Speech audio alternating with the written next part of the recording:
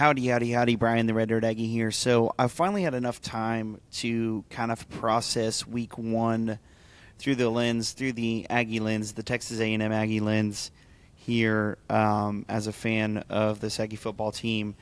And really looking back at that game against UTSA, I have some notes here on some different statistics that really jumped out to me looking back. Because, you watch it and the eye test tells you, this is a little frustrating, especially in the beginning. We're struggling to really get going.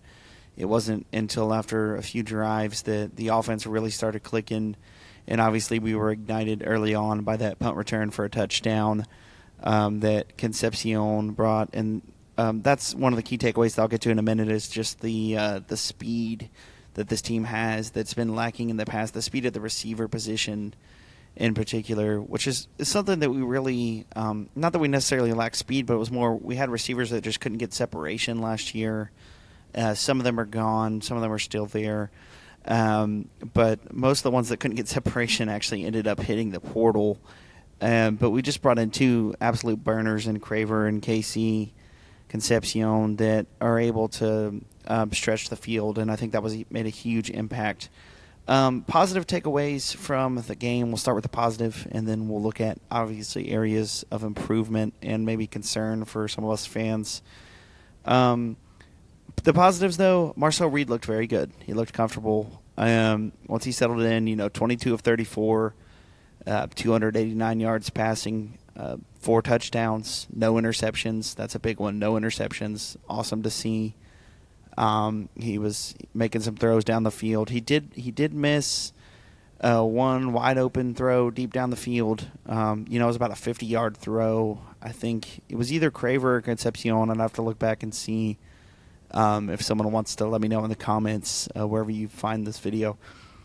You can let me know. But I did see a missed throw there. But the good news is it didn't result in a turnover, right? Because there was no defender in the area, so he knew he could take that chance to try to make that play. And it was also nice to see the play was there.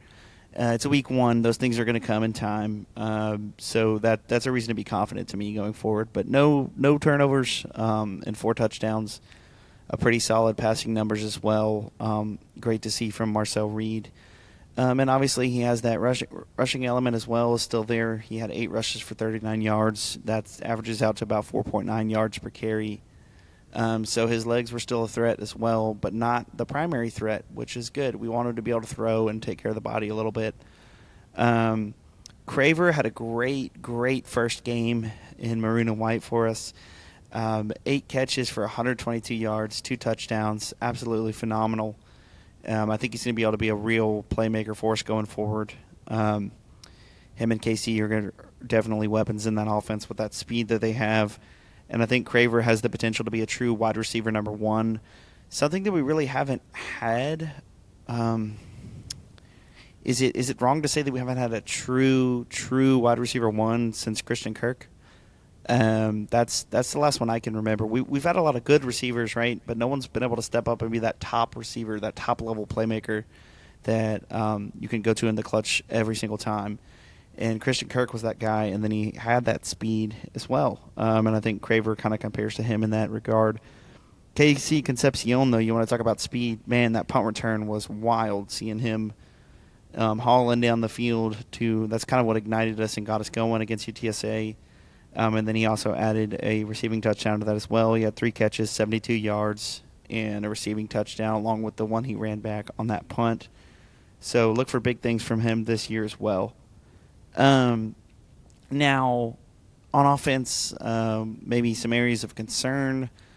We didn't run the ball a whole lot or super well, which is a little concerning. I don't know if the game plan was a little different because it's UTSA too. Maybe you're trying to work on certain things because you can get away with it against them. I don't know. But really, Marcel Reed was our leading rusher with the 39 rushing yards.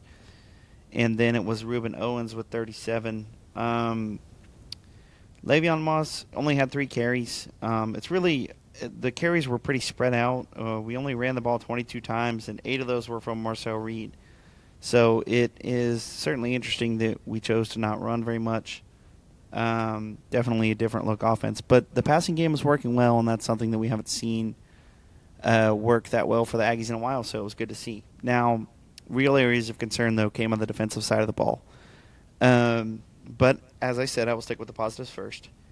On the defensive side of the ball, positives, great-looking pass defense. At the end of the year last year, Elgo said he was taking over play calling on the defense and that he was upset with the way our secondary looked and everything, right? When we fell apart in that bowl game. We were out there for that bowl game in Las Vegas. If y'all haven't seen the Vegas video, go check it out. It's in our vlog section on our YouTube page.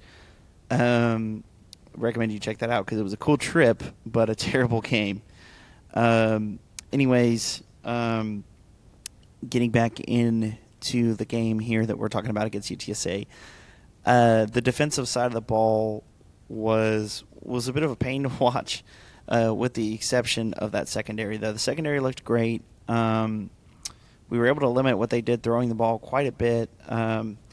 Their starting quarterback was 19 of 32 and only had 121 yards passing. So I think that's something absolutely to be proud of if you're the Aggie defense. What's something that you don't want to be proud of, though, if you are the Aggie defense? In here, looking back at statistics, I see Robert Henry Jr. gashed us, man. 16 carries, 177 yards for 2 touchdowns. He also averaged 11.1 yards per carry and had one run of 75 yards. And we can't be doing that, especially against UTSA.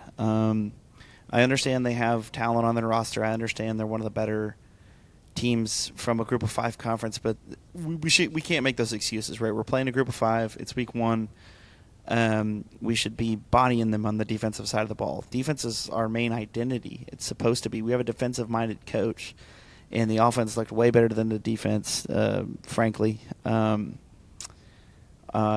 Saturday. And, going forward, I would like to see both of them elevate. I think we need to run the ball better on offense, and I think we need to be able to stop the run better on defense. Passing looks good on offense, and pass defense looks great on defense. So, it may have to – I'm sure personnel plays into it as well. That running back seemed to be pretty talented.